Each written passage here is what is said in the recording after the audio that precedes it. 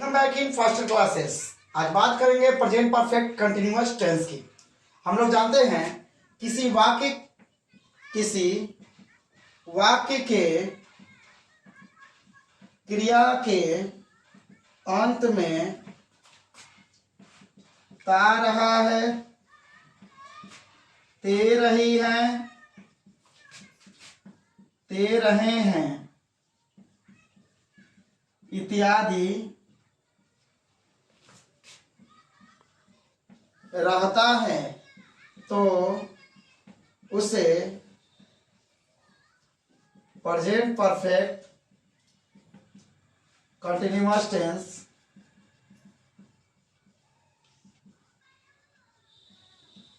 कहा जाता है।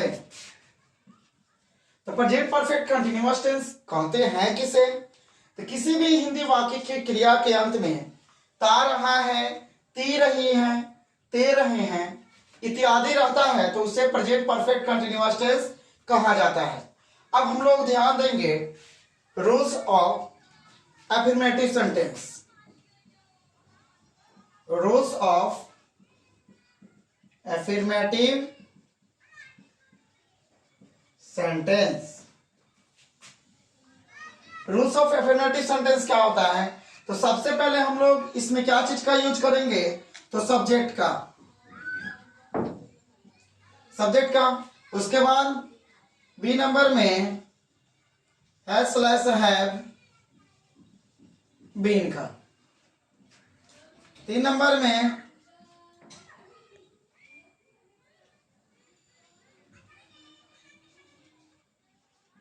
वर्ब का और वर्ब के साथ आईएनजी फॉर्म। उसके बाद क्या है? ऑब्जेक्ट का यूज करेंगे और ई नंबर में अदर वर्ड। तो सबसे पहले सब्जेक्ट का, उसके बाद हैव बीन का, वर्ब के साथ ING plus subject plus other word. अब ध्यान देंगे यहां पे इसका स्ट्रक्चर भी हम लोग यहां लिख लेते हैं। स्ट्रक्चर कैसे होगा? तो सेम टू सेम स्ट्रक्चर लिखेंगे। तो सबसे पहले हम लोग सब्जेक्ट ले लेंगे, उसके बाद हैव बीन भी यहां ले लेंगे प्लस वर्ब के साथ आईएनजी।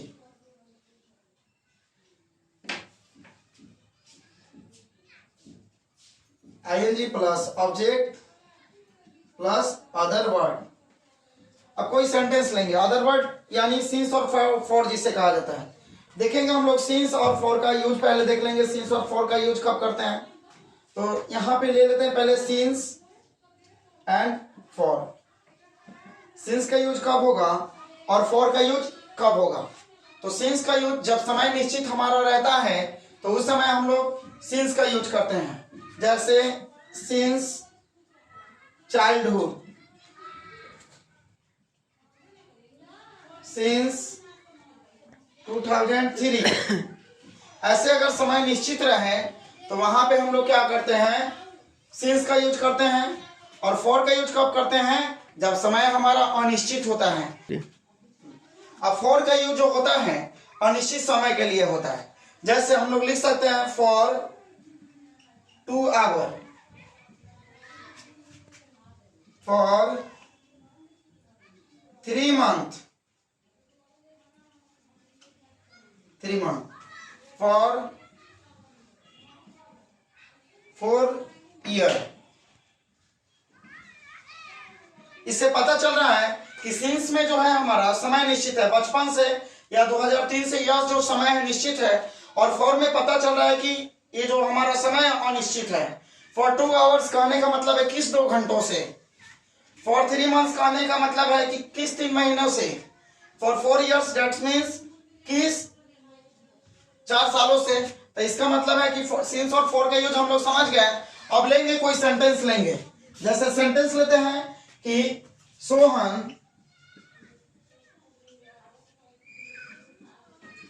2 वर्षों से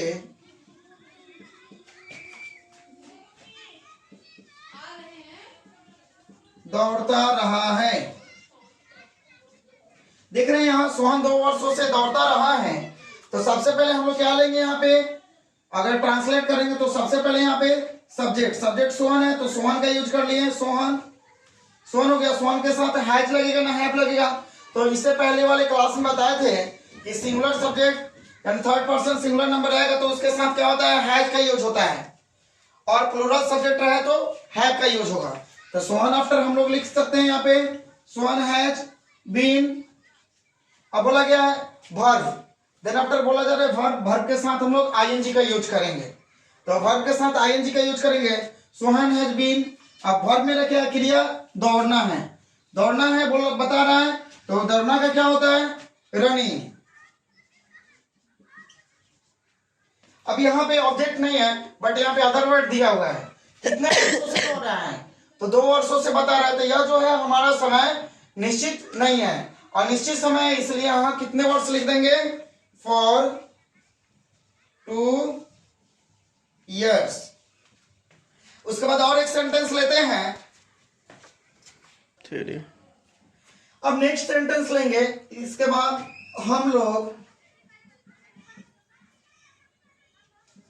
2003 से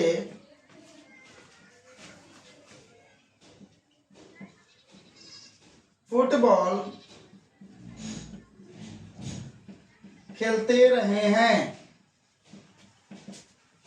हम लोग 2003 से फुटबॉल खेलते रहे हैं। यहाँ पे ध्यान देंगे कि समय जो है हमारे निश्चित बता रहे 2003 से, और क्या खेलते रहे, फुटबॉल। यहाँ ऑब्जेक्ट भी है और वर्ब भी है और सब्जेक्ट भी है। तो हम लोगों के लिए क्या लेंगे, वी।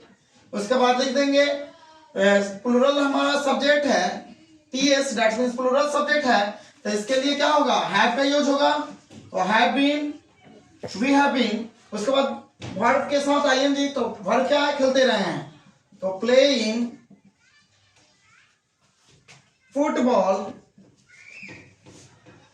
सिंस 2003।